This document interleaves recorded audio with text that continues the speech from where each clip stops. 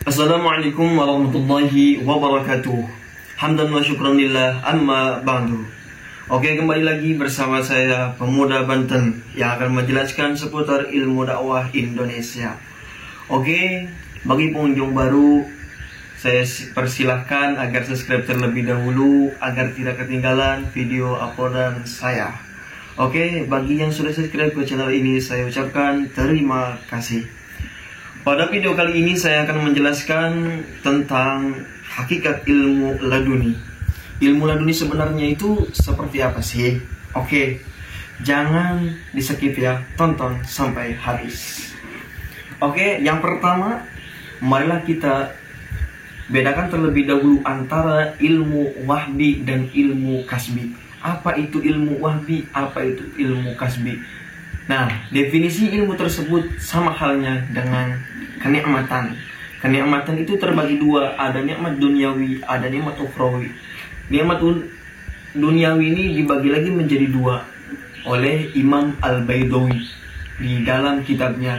Nah, beliau di dalam makalahnya mengucapkan bahwasanya ilmu nikmat duniawi ini dibagi lagi menjadi dua.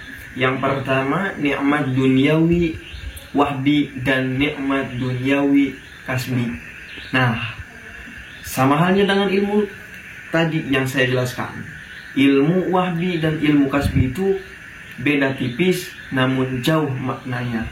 Yang pertama saya jelaskan ilmu wahbi terlebih dahulu. Apa itu ilmu wahbi? Ilmu wahbi adalah ilmu yang dihasilkan tanpa usaha, tanpa belajar, yakni karunia Allah, qada Allah yang diturunkan kepada hambanya tanpa hasil usaha. Yang kedua, ilmu kasbi. Nah, pendapat yang paling masyhur ilmu laduni ini terdapat pada ilmu kasbi, ilmu yang harus diusahakan, ilmu yang harus benar-benar dipelajari. Nah, di samping itu ada juga ikhtilaf ulama yang menjelaskan bahwasannya ilmu laduni itu adalah ilmu wahbi, ilmu yang tanpa dikasab pun dapat menghasilkan. Namun ini yang kurang masyhur. Yang masyhur itu ilmu laduni termasuk ilmu kasbi. Oke, seperti apa ilmu laduni yang memakai amalan? Yang memakai amalan itu ialah amalan tersebut dikarang oleh waliullah, seseorang yang sudah mukasyafah, yang sudah dibuka hijab antara hamba dengan sang pencipta. Siapa yang membukanya? Allah Azza wa Jalla. Nah, kalau sudah seseorang hamba terbuka dengan pencipta, maka mukasyafah. Apa artinya mukasyafah? Terbuka hal-hal gaib. Sama halnya dengan amalan laduni, doa yang dikarang oleh waliullah, doa yang tidak sembarangan dikarang, melainkan doa tersebut sudah tahu jumlahnya dan khasiatnya. Oke, seperti apa ceritanya? Pada zaman dulu ada satu waliullah, kalau namanya saya lupa. Itu beliau itu mukasyafah, bisa melihat masa depan.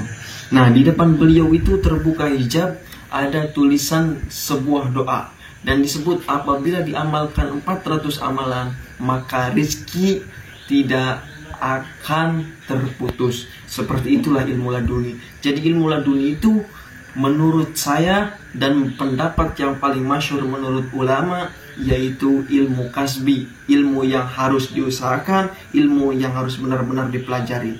Ilmu laduni ini sebenarnya ilmu yang hanya mengantarkan kepada keyakinan saja. Untuk itu adalah modal utama untuk berdoa. Tarku doa maksiatun, meninggalkan doa adalah sebuah kemaksiatan. Jadi jangan berhenti berdoa, jangan berhenti berusaha. Marilah kita berdoa, marilah berusaha. Kalau kita sudah berdoa dan berusaha, maka hasil akan menghampiri kita. Seperti itulah ilmu laduni yang sebenarnya. Ilmu laduni yang tanpa asab itu sebenarnya menurut saya kurang etis, kurang dominan. Tapi ada pendapat ulama, dan apabila kalian berpendapat seperti itu, oke, sah-sah saja. Namun menurut saya adalah ilmu kasbi, ilmu yang harus dipelajari. Nah, seperti apa cara meyakinkan diri kita kepada Sang Pencipta? Nah, ini berkaitan dengan iman. Seperti apa iman?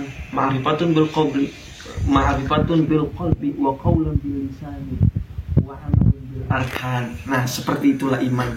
Jadi modal utamanya ma'rifat di dalam hati, meyakinkan bahwasanya tiada Tuhan selain Allah, itu adalah sebenar-benarnya yakin.